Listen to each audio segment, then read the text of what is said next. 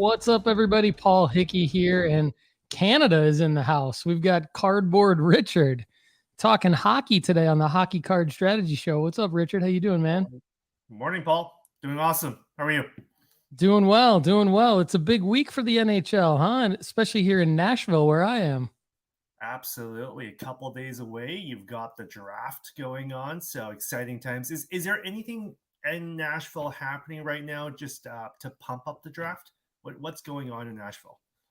I would say there's a lot going on in Nashville. There's always a lot going on in Nashville. So there's definitely like some block parties in and around Bridgestone Arena. There's definitely some hype. There's a lot of Preds fans. So yeah, it's a big deal here for sure. And it's a good, Nashville's kind of become like a bit of a party town. So I think it's a good fit. Amazing. Yeah. I can't wait to watch. Are you, we talked about it last time. Are you going to make arrangements to go watch? I'm not. Just got too much going on, you know what I mean? And it's exciting, but it's not on my agenda for the week, unfortunately. But I'll be tuned in. So yeah, it's going to be a historic draft, right? I mean, we've got quite a number one overall pick. Absolutely, and a very deep draft as well this year. So exciting times. I see right before this show you had your Wemby live as well, talking about that. So yeah, very very similar in that kind of hype, right? With Bedard this year. Yeah, Connor Bedard, definitely gonna go number one overall, right? It's and the Chicago Blackhawks have the first overall pick, right? Yeah, Chicago. So the draft happened just a few weeks back. Actually, more than that now. They were third in line to get the number one overall draft pick. Anaheim had a much better chance, but Chicago got it. It's one of the original teams, which is exciting. That's actually a big deal. And if we're talking cards, if you look at their patches, it's going to be amazing, right? So with the Blackhawks logo and patch, you're going to have some really nice colored patches. So that's the exciting part about the hobby. But in general, like this really reminds me of 2015 all over again. I remember in 2014 all the hype about McDavid was coming up, draft day was happening. It feels the same, right? So yeah, like I remember back in 2014 people were talking about McDavid and they're like he's got the hands of Lemieux. He's got the skating skills of Bobby Orr. He's got the mind of Gretzky. And if you look at Bedard's comparison, that hype is definitely there. He's got the better shot than McDavid, so they're comparing him to a player like a Matthews, or in between a Patrick Kane and a Matthews. So he's got the brains like a Gretzky and a McDavid, and he's able to just really slow down the game. So it's neat stuff. He's from North Vancouver, which is where I'm from as well, in Greater Vancouver. So we have seen him play when he's in town. When he plays from the Regina Pats. So he's an amazing player for sure. Yeah, so stay tuned. In a few minutes, we're going to talk about some products that he's going to be in. So I know everyone's excited about that, and some products that he's already in, I think, too. So current and upcoming products with Bedard. But did you want to go through any of his junior stats? You sent over some really cool stats. I want to give you the opportunity to talk through those, and I can present them on my screen here for those of you watching. I don't have them memorized, so if you don't mind presenting them on the screen, that would be great. But yeah, when we are comparing the two, you can see that their stats are very similar, which is crazy. People were talking about Bedard when he was 14. He first played in the World Juniors when he was 15. You look at their junior stats. McDavid's obviously played a little bit more games, but when you look at the point totals, they're not far off. So if you project them, Bedard's actually doing a little bit better. So points per game, you can see Bedard is doing better than McDavid when he was just junior. But obviously, you can't really say that Bedard is this exact same caliber as McDavid right now, because McDavid's also improved significantly year after year. So, but when we just simply look at the junior stats, yeah, you can see his goal percentage, or his number of goals, is significantly higher than Connor McDavid's. So cool. Yeah, and then the World Juniors. yeah, so last person to dominate in the World Juniors like Bedard was in 1978, Wayne Gretzky. Okay. So Connor Bedard, McDavid, both 14 games, but as you can see, almost a goal per game for Bedard, right? 31 points, double pretty much McDavid. Wow. So he had a really spectacular World Juniors. Plus minus percentage, everything's just significantly better than Connor McDavid on the World Junior stage. So I guess the only concern with Bedard is his height. He is actually quite shorter than, I guess, any of the generational players, and he's definitely a generational player, because no one's really talked about a player like this for probably a full generation since McDavid in 2015. He's 5'10", so not the shortest, but definitely below average, right? A typical hockey player is about 6'1" or so, I'd say 6'2".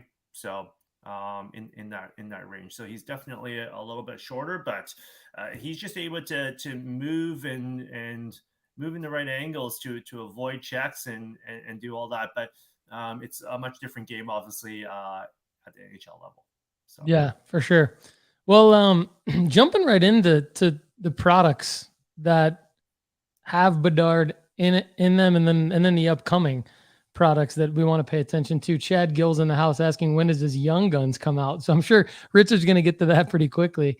And Brian Steeler 714, thanks for joining the live chat here. But like Victor Wembanyama, you mentioned earlier, we have been talking a lot about him on the Sports Card Strategy Show, and he's had products obviously pre-NBA draft. It started with his Sports Illustrated for Kids card, and then there was some Bowman licensed product that came out, and then Topps Now did some releases pre-draft and then during the draft. So walk us through if there's anything with Bedard now, if there's any plays being made leading up to the draft with those products, and then obviously what the more investable cards will be coming out with Bedard, or releases coming out with Bedard in them.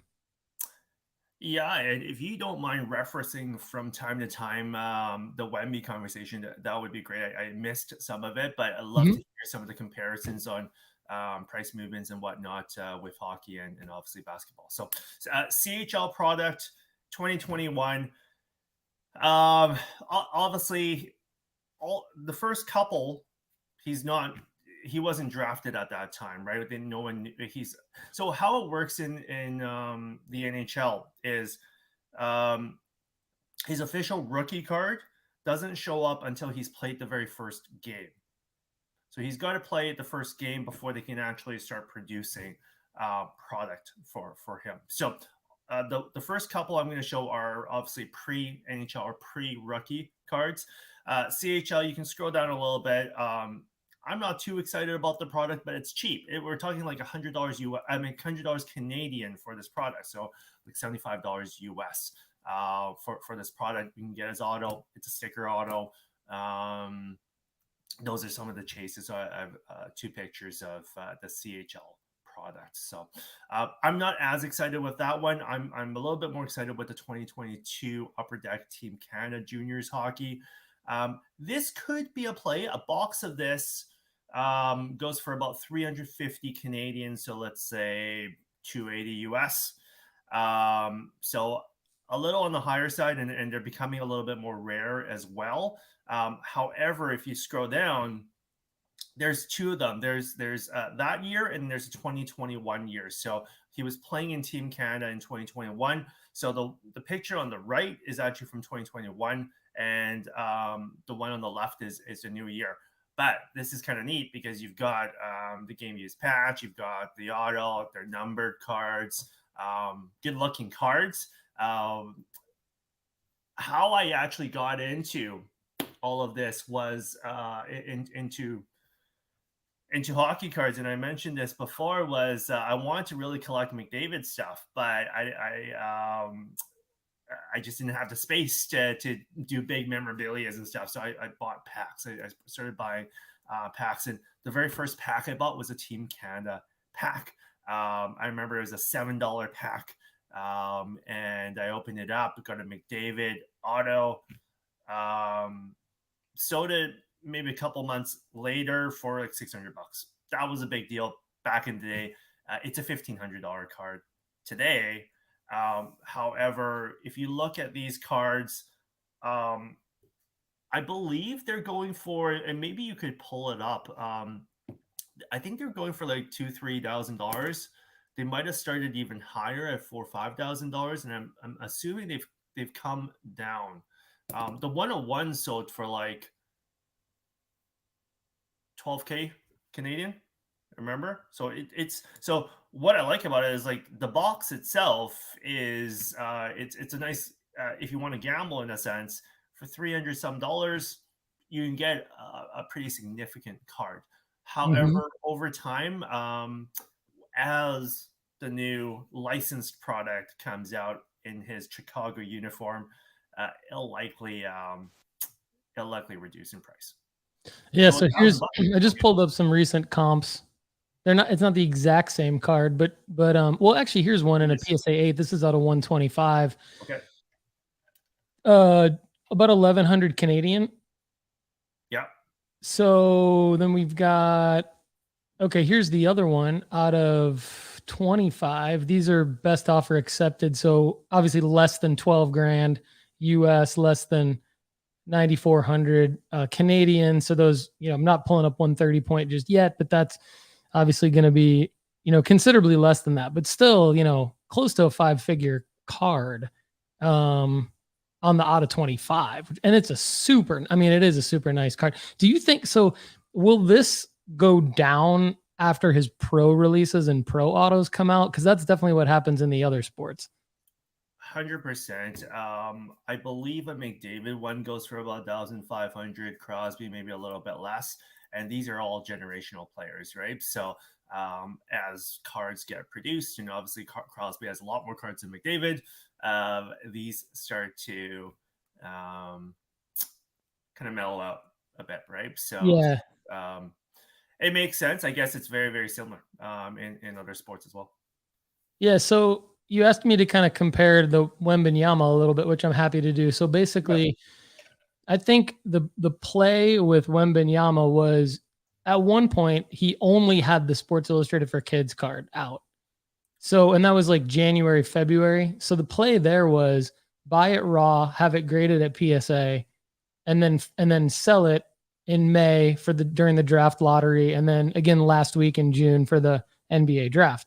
Yep. Well, what I noticed was, and I bought 12 of them, had them graded. Some of them I tore out of the magazine myself, had them graded. What I noticed was the ones that I sold in May during the draft lottery sold for a lot more than the one that I held back and sold in the same like highest grade PSA 7 last week. And I think the reason why is because by the time June had rolled around, there were other cards of his that had come out. So like Bowman Inception had come out and Topps Chrome Basketball had come out.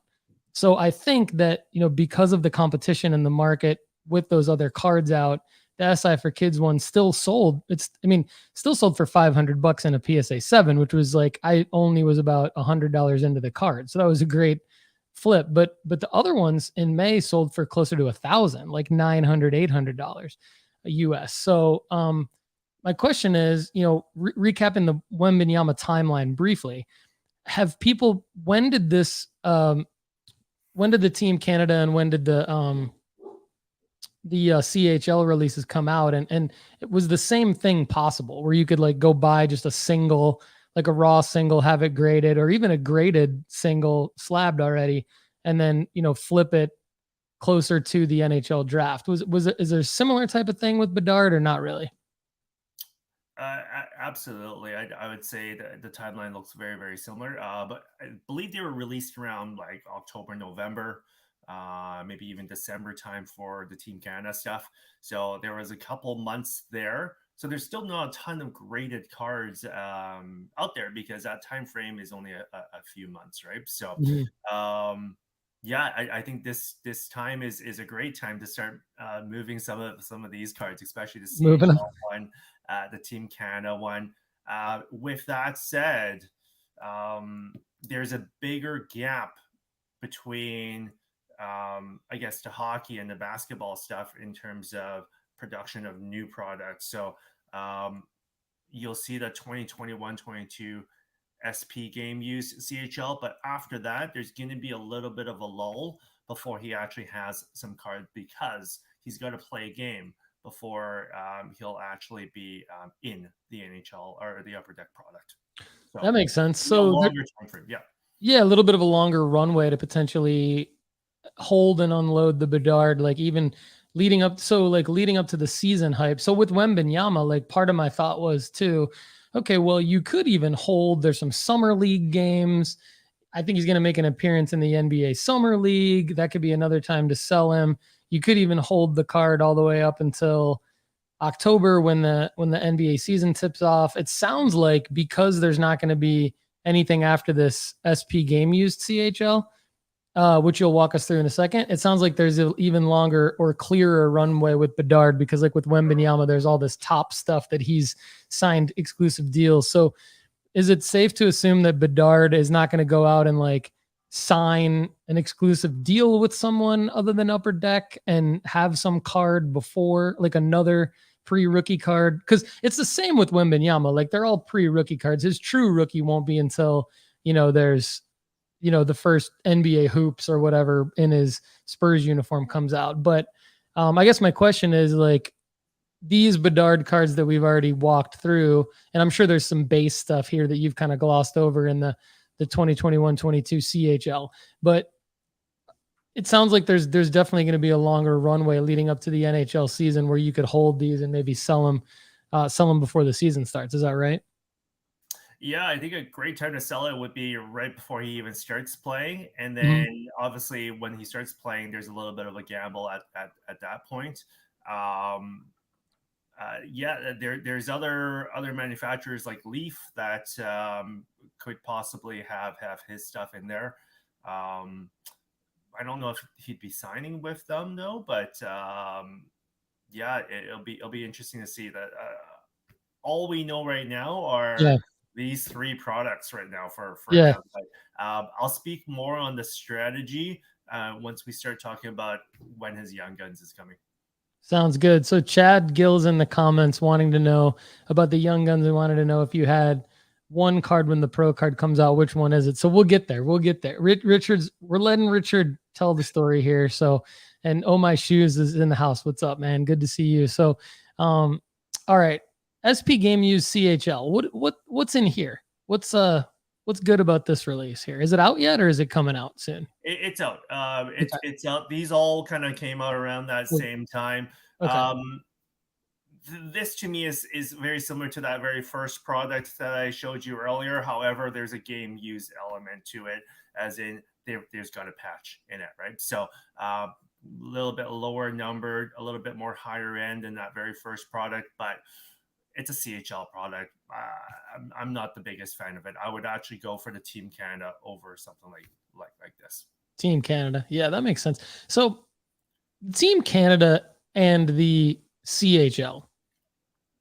For those of us like me who are learning more about hockey cards, it seems like the Team Canada would have a longer shelf life because you have the international competition and because you have the Olympics. And so it's almost like, I mean, this is not a great comparison, but it's almost like a 4th of July card or a Mother's Day card or a Father's Day card in a way, like we see with baseball, because baseball, you actually see like these random short printed Shohei Ohtani Father's Day cards, like color variations or photo variations selling on Father's Day for a big price. Well, when you have the Olympics, you have a bigger version of that where it's like the Olympics is the big event and you have Team Canada and you have, Connor Bedard on Team Canada in the future.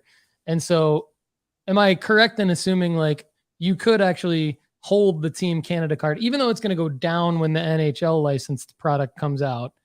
It could spike up during international competition. But then with the CHL, it's like, okay, well, that's more of like his minor league card. Is that fair to say, or am I off on that? Yeah, absolutely. I don't think anyone's going to be talking about his minor league stats anytime in the future, right? So, Team Canada, it happens every year around Boxing Day. Boxing Day is December 26th every year. So that's the juniors, and then obviously there's the men's international hockey, right? So, it'll be brought up a lot more than the CHL stuff, right? Yeah. So it'll be brought up. I haven't really kept a close eye on the spike during those kind of periods, but I would assume a little bit more, but it wouldn't be a crazy spike. Yeah. So it's not going to be anything like in soccer when you've got like Christian Pulisic in a US kit, or you've got like Alphonso Davies in the Canada kit. Like it's not going to be something where, okay, it's pro uniform and international uniform sort of equals in value. It's going to be like Team Canada stuff's going to be much less than like his Chicago Blackhawks stuff, like regardless of whether or not he's in the Olympics or other international competition. Yeah, because I'm trying to recall here. It's been a very, very long time since hockey's been in the Olympics. So the players have not been playing there for quite some time. Okay. Yeah, it's the NHLPA stuff. So they're trying to bring that back. The players want to play in it. So just simply because they're not playing in the Olympics, that's probably hurting the value. Gotcha. Yeah, that makes sense. Okay, so not having pros in the Olympics for hockey answers my question here. That's a good answer. All right, cool. So appreciate that. Those of you who knew that already might be yelling at the Spotify or Apple or YouTube saying I'm an idiot for not knowing that pros weren't playing in the Olympics in hockey. But hey, look, they play in basketball. They should probably play in hockey, but that's just me. Anyway, so makes sense. 2023-24 Upper Deck MVP hockey. What is this all about? Scratch off #1 pick? What's going on here? I'm putting all these products out there, but I'm not telling you to buy them. I would highly suggest you stay away from all these ones that I just mentioned, unless you were going to do a quick flip here. 2023, if you're looking for his, first 10, these are all redemptions. So if you look at the MVP, and you can scroll down to the artifacts as well. These are redemptions. So even if you do pull a card, it's a scratch off. You're not going to get the card right away.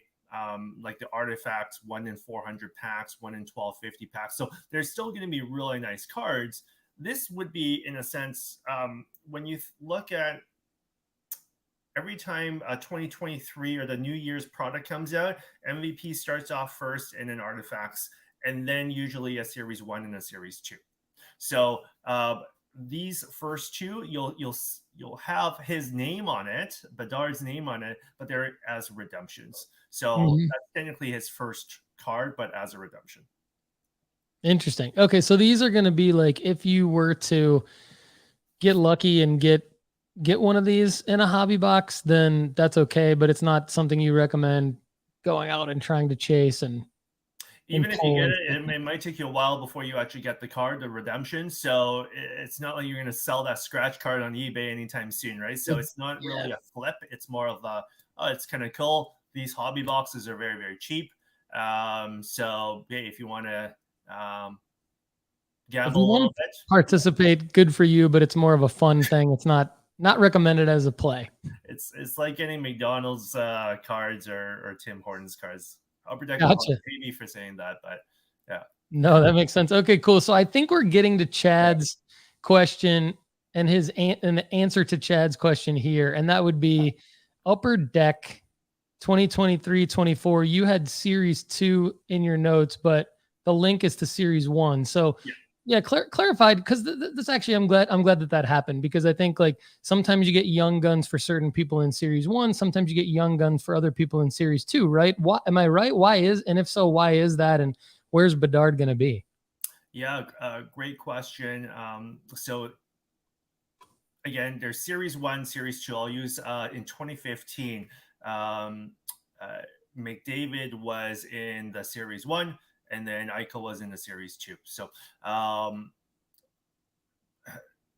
the thing is, it goes back to their production, and again, when they start playing. So Bedard's not going to make it in Series 1 this year.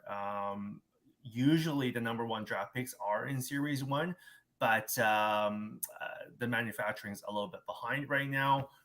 So he will not be in Series 1. A lot of people thought he would be in Series 1 and were buying pre-sales of this product. It's still going for $150.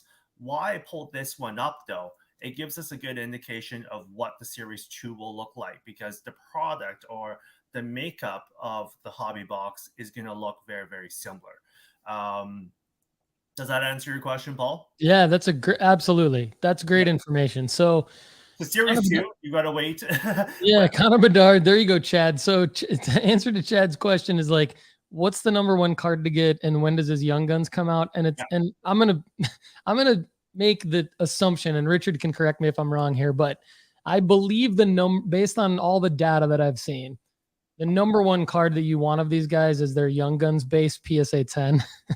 And you're not guaranteed to get a PSA 10. Obviously, we all know that, but like, I think that's the card that you're gonna want. And even getting a Bedard Young Guns raw base is gonna be probably pretty big. And that's Series 2, according to Richard. But yeah, I like your answer there, because you can go to this checklist here, and Cardboard Connection is a resource that I use often as well. So that's the link Richard sent over, and check out 23-24 Upper Deck Series 1, and gives us, so you're saying it'll basically be the same configuration for Series 2. So in theory, like the Bedard cards that you could get would mimic or mirror what you see in the checklist here for Series 1.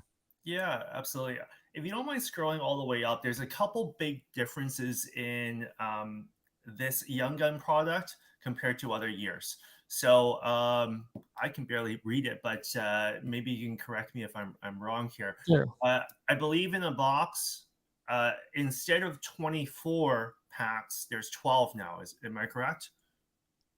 So there are, okay, it says updated hobby format, 12 cards per pack, 12 packs per box, 144 cards total. Yeah, so that replaces the standard 8 cards per pack and 24 packs per box, 192 cards total that I think you were referencing. That was in the past, and then they've updated it to have essentially less cards, right?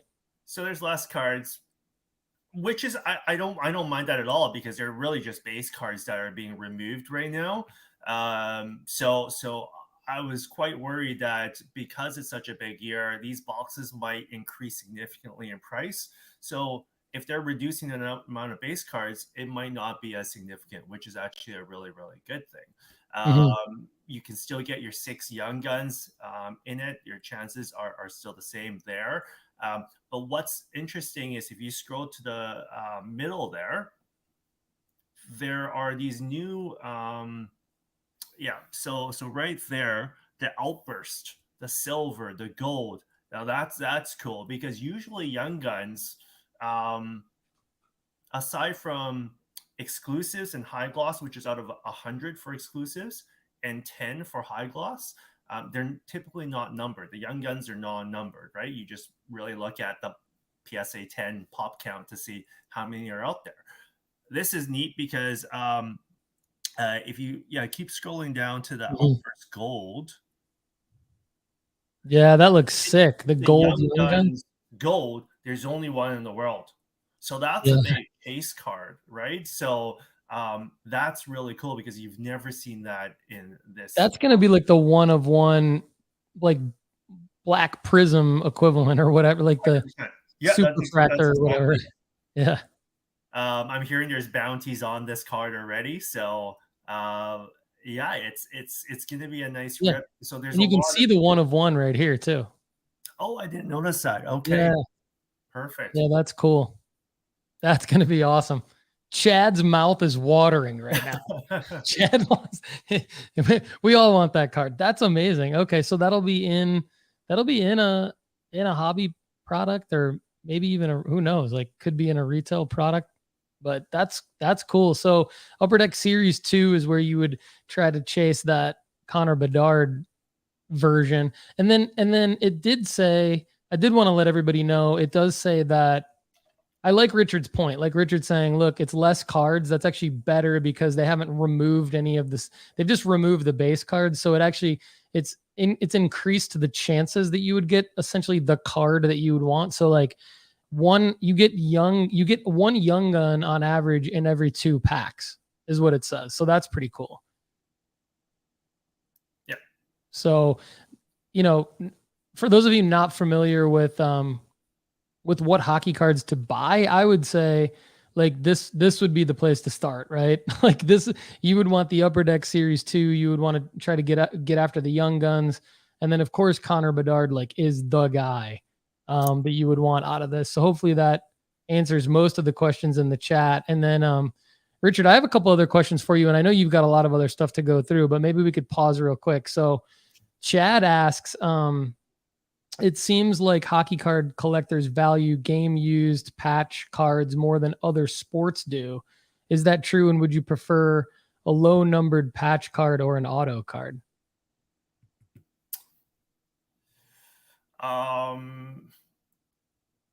So would I prefer a game use patch over an auto card? Is Yep. that the question? Would you prefer a low numbered patch card, game used, or an auto card?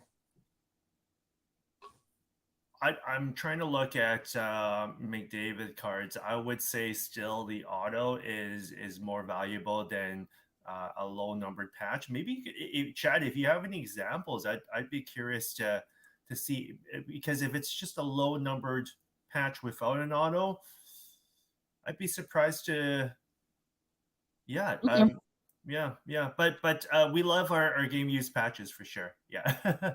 But from what I've seen though, there's a lot of really nice looking like patch autos in hockey. I mean, I think like especially the cup, right? Like the cup, that's essentially what Can you specialize in is like the cup, right? I just bought this. Remember we were Yeah, talking about. let me bring you up bigger on the screen here so you can see. Yeah. We were going through the biggest McDavid cards or the best McDavid cards to purchase. I Yeah. one of these guys just recently. So, Nice. yeah. Good move. Yeah. Thank you. It's a beautiful patch as well. But yeah, there's a ton of and we'll review a lot of this, I think, on our next episode. But there's a lot of good rookie patch auto cards that are not too expensive that you can get into. They're game used. They got the auto. In hockey, there's a lot of options when it comes to game used and auto cards. Yeah, so it looks like, and Chad is also asking, when can you pre-order Upper Deck Series 2 2023-24? Just a quick search online. It doesn't look like you can yet. Richard, do you know about when that would start being sold for pre-orders online? I don't. And we probably won't know till Series 1 is fully out. So my guess is I'm guessing because last year Series 2 was around March April time. It's likely going to come out March April, which is crazy because he's going to have 6 months of performance already. So yeah, you could look at getting a pre-sale, or you can wait a tiny bit, save that extra $10-$20 and see how he's doing first before loading up fully on him, right? So it's a very easy entry point to get in by buying boxes, because it's probably going to be less than 150 US, if not even cheaper. So the chances of getting stuff is very, very high. Like on McDavid, if you compare the boxes prices, it was very, very. It wasn't a lot cheaper with McDavid with the boxes, but if you were to hold those same boxes now, it's about a 15x return, 12 to 15x return, just Okay. buying the boxes and holding them. There you go. Okay. I like that. I'm glad you brought that up. So there's multiple plays here. And if you think about April, he's almost done with his rookie season. So, I mean, that's a large sample set, and that's not uncommon. I mean, that happens in basketball with Prism and releases like that, and football too. So makes sense that would happen in hockey, and it's not too late. So that's a good time frame. I know we'll talk more about that in future episodes. So we'll know how Bedard's rookie season has gone. Series 2 will come out. It'll be affordable. It sounds like a good maybe buy and hold for hobby wax. Sounds like an affordable price. Chad, are you sure you only want 2 of them? I'm sure it sounds like at $150, maybe more like 10 would be in your wheelhouse, especially with Bedard. But I don't know. I'm messing with I remember I told my friend to buy 2 of them, and it was $250 for McDavid at the time, Canadian. And then he graded both, got PSA 10s, 4,500, right? That was just like 2 years ago, right? But I would be buying boxes actually, and that's probably the safe route, buying a case. A case in itself will likely have 2 to 3 of his Young Guns. Okay. So buying that's good info. So buying a case might make a lot of sense. You would be not guaranteed anything, but you'd be likely to get quite a few of his Young Guns, and then you get like a case hit too, right? You get just like in other sports. Yeah. So there's 12 boxes in a case, and you'll probably about 3 in 12 chance of getting his Young Guns in there. And one of them or an extra one might be one of those big cards, right? And that in itself would pay for everything. Awesome. I'm here with Cardboard Richard from Cardboard Boxbreaks. He knows everything that there is to know about hockey cards, or at least he is the person that I know that knows the most about hockey cards, and does great work over at Cardboard Boxbreaks. So you got to check him out there. So you want to talk about Young Guns print run next? That's what I've got on your agenda. I'm here to challenge people's thoughts on Young Guns. I think it's a great way to get in for those newer to hockey, and you're definitely going to get some value there. But if you look at the print runs, it's a little scary, and it's going to be very much like that this year for Bedard as well. If you look back in 2013, the best player in that draft was Mackinnon. 1988 graded PSA 10s and 9s back then. So nothing crazy. Draisaitl 2014. I have basically the list of the top players in every year there. So if you keep scrolling down, McDavid obviously is a big year, 42-37. Keep scrolling all the way down to 2016 is another big year. Matthews at 3,900. So Matthews and McDavid are big players. And it makes sense for people to grade all those cards and for that many to come out. And I bet you Upper Deck probably printed a lot more of those as well, right? So during those years, given everyone knew they were going to be big players. Yeah, pretty big pop counts there. I mean, nothing near like the Ja Morant and the Zion Williamson stuff, but I mean, not low pop, but also like the thing that I like about this data too is like for people like me who don't deal in hockey cards very often, I want to know that something's liquid. So I want that balance of I don't necessarily want a low pop count hockey card because I want to try to move it and make money off of it. And so knowing that the McDavids and the Matthews of the world have, higher pop counts, to me, it doesn't always equal liquidity. You've got to go to market movers. You got to make sure that you're seeing the different sales volume going in the right direction and stuff. But if you've got higher pop counts, but not too high, and they're recognizable names, and they have good sales volume, then to me that's a good formula if you want to get into hockey cards and just kind of see what you can do and not really worry about making a profit at first, but just knowing that like you're not going to buy a card that's going to totally crush you.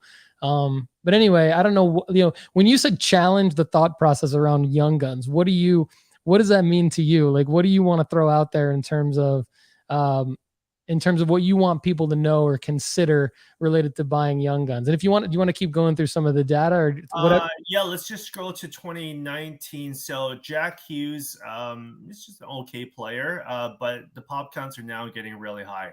Okay. Rail 5485, and you scroll down to Caulfield there as well. So I would not be surprised if Bedard's going to be breaking records at probably 6,000, 7,000. Yeah, for right? sure, right? So there's going to be a lot out there. But if we look at some of the other products, I probably won't spend that much time on that today, but I don't know. I'm a little scared of these pop counts, to be honest, because there's a lot of hockey products out there that are numbered and like have autos and patches. So I think there's other ways to go at it. These products are going to come fast and furious right when Series 2 comes out. So because we're having to wait such a long time, you've got a lot of options between April and September to decide on the product that you want. Because just during that 6-month time period, there's going to be like 6 other products at that time. So as we get closer, I think there will be a lot of options for you and your viewers. Yeah. Awesome. Okay, so I'm excited to talk about some off-season pickups. I wrote an article for Sports Card Investor that hasn't come out yet. It's being edited right now, but it talks about like winners and losers of the NHL season. And so I did a lot of research for that article. A lot of it having to do obviously with the data and market movers and like going into the season, whose prices were higher, whose prices were lower, those kinds of things. So you've got off-season pickups here. Walk us through who you think the best off-season pickups are and why first, and then we'll talk about off-season sells. Yeah, so Colorado was the previous winners. Oh, I guess I'll go off this list. A little bit easier for me. Lukas Reichel. I put him in here. However, his prices have gone up quite a bit already. And you might not be familiar with his name, but that's because he's only played like a handful of games, like 20 games or so. But he's going to be playing with Bedard. So he's going to be on the same line as Bedard. He's also a rookie. He's a young guy. So his young gun came out and more recently as well. So yeah, though it's gone up like 200-300%, I think there's still a little bit more room for Lukas Reichel to go, given that he's going to be playing with Bedard, and Bedard still got another 6 months. So if you want to bet on Bedard, you can bet on Lukas right now in the next 6 months. So love it. Great insight there. Yeah. Chicago has a very, very weak team, unfortunately. So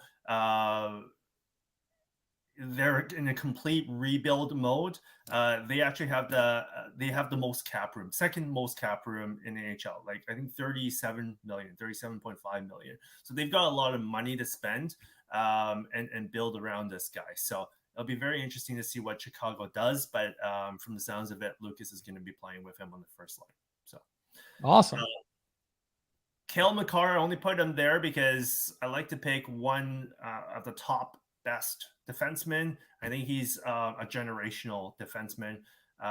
He wasn't as talked about this year. Colorado, he plays on the Colorado Avalanche. They also were one of the favorites to make it to the Stanley Cup Finals, but they didn't. So I think there's some opportunity with Cale Makar. He's like the Bobby Orr of this generation. So his card values have come down, but I think he's a player that's going to stick around for a very, very long time in the hobby. So there's going to be a lot of hobby love for him. Nice. We're aligned on that one. He was in my losers of the season, but I wrote in there that I think he's, obviously because he was he was Stanley Cup winner the year before, right? So there was a lot of hype around him, and I don't know. But question for you on that is like, if you're to go out and buy Cale Makar, is his value rising dependent on them winning another Stanley Cup, or are there other hype spikes during the hockey season where like could you just simply buy him in the offseason and then sell him at the beginning of the hockey season? Like that's kind of what you would for you could do that for basketball cards. Is that the same with a guy like Cale Makar, or is it dependent on him like getting back to another Stanley Cup and even winning it? Yeah, I think Makar's a little bit different given that he's the number one best defenseman amongst all defensemen. So he's just being compared against other defensemen in my mind. So that Stanley Cup is nice to have, but not the most important. I think it's a little bit different than say McDavid, where he's one of those generational players where he could be the best player, but he needs to win a cup. So that's a little bit different. I think Makar is less of a goal scorer. He has a lot of points, but he's being more so compared to other defensemen. Okay. Also, I have to say, I put Nathan Mackinnon in there as well, but he's also on the Avalanche. I'm actually a big fan of Mackinnon, and he's always had really good years. It's just that he always gets he doesn't always play a full season. He gets injured for like 10 to 20 games, or else he'd be maybe first or second player. He'd be challenging against a Draisaitl. Now the problem here though is if Makar does well, they're on the same team. So usually every team only has one good player and one good player that deserves all the hobby love in a sense, right? So when Makar had a lot of hobby love, Mackinnon didn't, although he had a really good season. So it's almost like a competition between Makar and Mackinnon on the same team. Okay. So you're almost kind of betting between them to see who the best player is on that team. Cool. I'm excited about a couple of the next names on the list here. So walk us through who you got after Makar. Yeah, Auston Matthews. He's a pure goal scorer. Auston Matthews, he didn't have the greatest of years last year. He wasn't in the spotlight like the previous year where he scored over 60 goals. But he's going to be signing a big contract. So he's going to be a free agent, and he's going to likely break records in terms of probably the biggest contract in the NHL in terms of monetary value, right? So what's also interesting is like this year's cap only went up by $1 million. The following year's cap is going to go up significantly more. We just don't know the exact amount. So just because every team can spend more money now or next year, he'll likely get even a bigger chunk of that money, right? So whether or not it's a year for him to prove himself, right? If he wants that big contract. Contract year. Interesting. Yeah, contract year. Yeah. Love that. Okay. I like Auston Matthews. I know his goals were down this year. Do you expect them to bounce back in a contract year, have more goals next year, kind of get back to where he was? And do you expect them to stay in Toronto? And sorry, this is like a bunch of questions about Auston Matthews. Yeah. If is staying in Toronto the best thing for him from a hobby perspective? Yeah, those are really great questions. I think he's going to definitely bounce back. They've got a new general manager as well, so that changes up things a little bit as well. He's already mentioned that he wants to stay, so he's hinted at it. So he'll likely stay. With that said, there's lots of talks that he might move as well, right? So depending on it, all goes back to what he's asking for at that time, right? So is it good for the hobby? I think so. Toronto is one of the biggest markets, right? So for him to go somewhere else, unless he goes to another big market, it's gonna be tough. And people, when they collect, they they want to be holding a Toronto Maple Leafs card when he's still in Toronto, right? Yeah. So it does change it if all of a sudden he goes to Chicago, but you're holding a Toronto Maple Leafs card. Yep. Okay, that makes sense. Cool. And then the next guy, we all know, even if you don't own one single hockey card, you should know this guy's name. Talk about who's next here. Alex Ovechkin. He's he's yeah. I don't. He's one of the best goal scorers, right? So he's challenging for Gretzky's record, and he's on pace to break the all-time goal scoring record. So that's going to likely happen in the next year or two. So buying Ovechkin cards, probably even now during the off season leading up to it. Washington, where he plays, they haven't been doing all that well. So his cards are kind of stabilizing a little bit, maybe going down a little bit. So I think there's going to be some opportunity to buy now before people start talking about him chasing that record again, because I wouldn't doubt that every time he's playing, there's going to be a banner at the bottom tracking how he's doing. So you want to get in before that all happens. Yeah, for sure. I think it's a good play to think about buying Alex Ovechkin this offseason when no one really cares about hockey. Yeah. And then this is the thing with sports cards and sports card strategy. We want you to have the feeling of being able to hold the card that is selling for a profit at any point in time in the future. And so drilling home the point on Ovechkin, that could be a play, even if it's the only thing you do in the hobby, the only thing you do in hockey cards. What Richard just said there is, might be the safest play.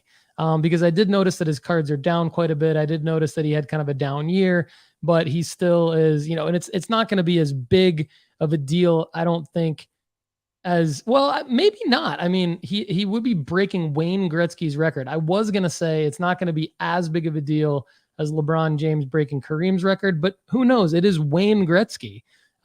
So maybe it will be like equal to that hype that the NBA saw this past February, March when LeBron broke the record. So if that's the case, I mean, go get Ovechkin cards now, for sure. And, in terms of what cards, I would just point you to, okay, so for the sake of time, go to sportscardinvestor.com, find one of the articles that I've written.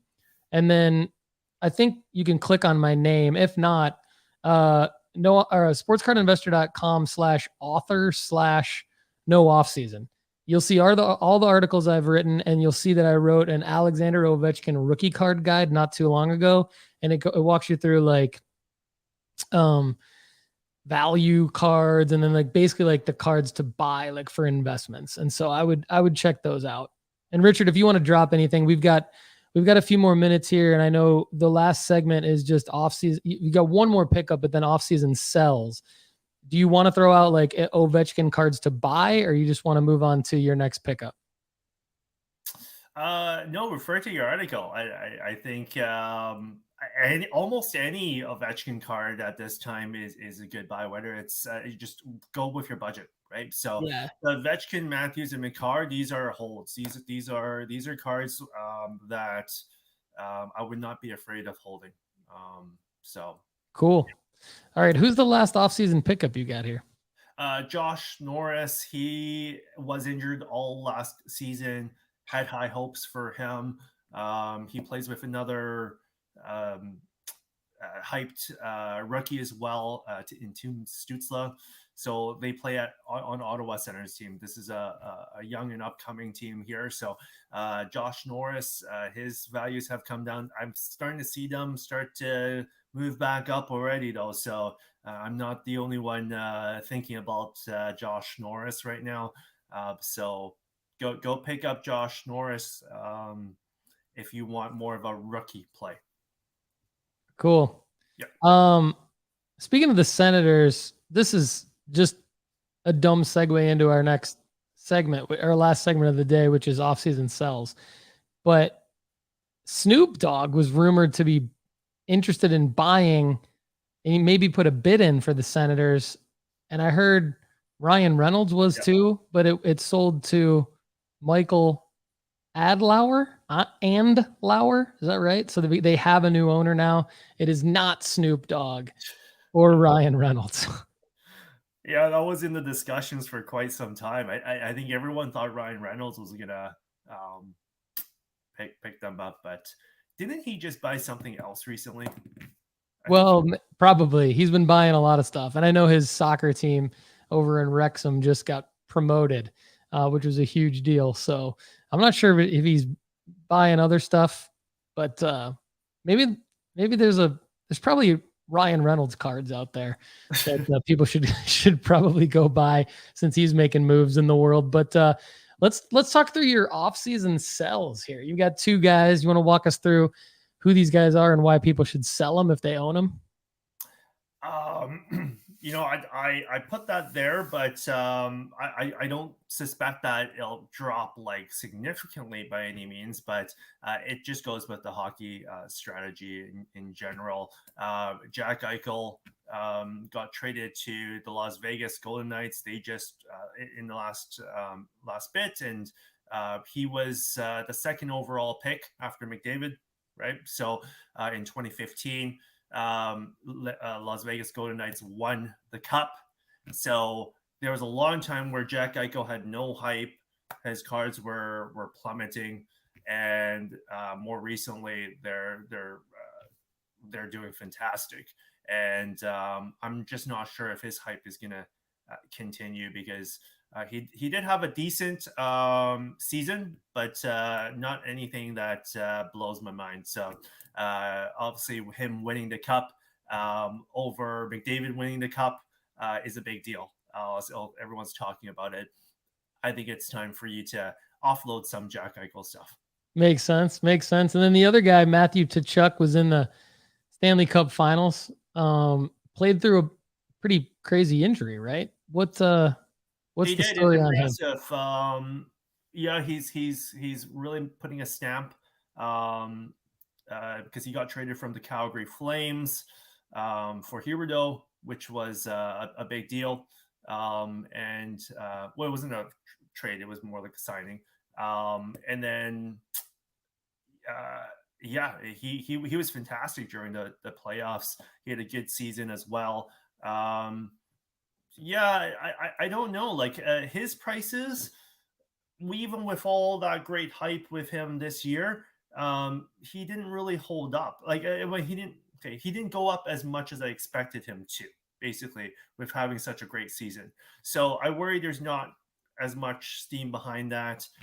Florida also isn't the biggest hockey market out there, so I feel like his cards might simmer a bit, and they might just become a little bit stagnant. Yep, makes sense. Well, so I think like the hockey card strategy for me today is Bedard, certainly someone to pay attention to and possibly buy sealed wax of Upper Deck Series 2, 2023-24. Auston Matthews, Auston Matthews, Alex Ovechkin as potential offseason pickups. I really like those. You brought it super strong today, provided a lot of value for the audience. And I think that I'm super happy with the hockey card strategy show. This rocked, man. What do you have anything else you want to let everybody know about before we sign off? And I will just say Cardboard Richard, Cardboard Box Breaks. You got to check him out. Drop us your Instagram handle and your website so everybody knows where they can get you, and anything else you want to add for today. No, not much. Thank you again, Paul, for having me. This is again very, very exciting for me with the draft coming up on Wednesday. We'll be talking about Bedard a lot more throughout this year, and I'm sure we'll touch on a lot of other products that we can look at as well. Save your money for it. I think this is a big year for hockey. Definitely, yeah, it's going to be talked about for many years to come. So boxes, yeah, that would be my play, buying the boxes. but stop buying them once a 101 is being pulled. So Okay. once a 101 is being pulled, maybe hold off on it a little bit. But I would just buy boxes to either rip or long-term hold. My example is $100 box is now a $1,200 to $1,500 box in 2015. So 12x, 15x return. On McDavid is, what is a 250 to like 4,000 return for a PSA 10? 250 to 4,000. Oh man. Let me do a little. Let me get the calculator out. That would be 16x. Be a 16x. It's very similar, but so a PSA 10 McDavid, it goes from 250 to about 4,000 Canadian. So that's about a 16x return. But now you have to pay the grading fees. Let's say that's about 15x return.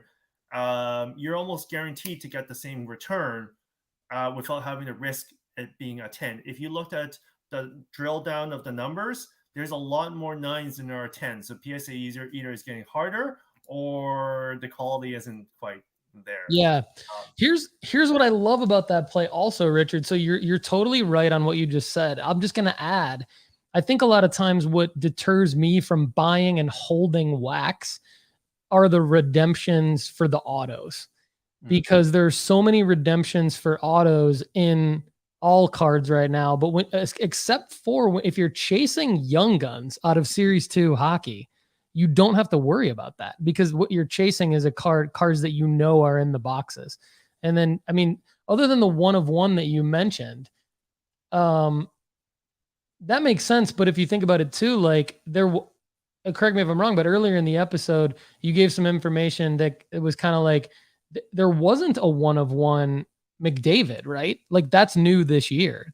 So if you think about it that way, there wasn't 1/1s back then. We've still seen that 16x. Now you've got a situation where not only are there 1/1s of Bedard, but there's 1/1s of everybody. So that's pretty cool. Yeah, and like I said, it's supposed to be a deep draft. I'd like to see the checklist of who all the players are in Series 2. We don't know that yet. But if it's truly a deep draft, maybe you're not just chasing a Bedard, right? We'll have to see who else we're chasing. I think there's going to be a lot more players we're chasing this year. Very similar to 2016, where you weren't just chasing Matthews. There were 10 other people in those boxes that you could be chasing and doing just fine, right? So yeah, that's pretty cool. And then the April release makes that fun too, because we'll know how good those. We'll have a sample size. We'll have a sample size. Yeah. We're a little premature to this, but give you a little bit of snippets. But there'll be a lot more research to go into the future shows here, and they'll be very, very exciting. Yeah. Big time for hockey cards. Richard, thanks so much, man. Good seeing you. Great work today. Everybody check him out, Cardboard Box Breaks and Cardboard Richard. And happy to have him on. Thanks so much. Have a great day, everybody. Hockey Card Strategy Show. Let's go.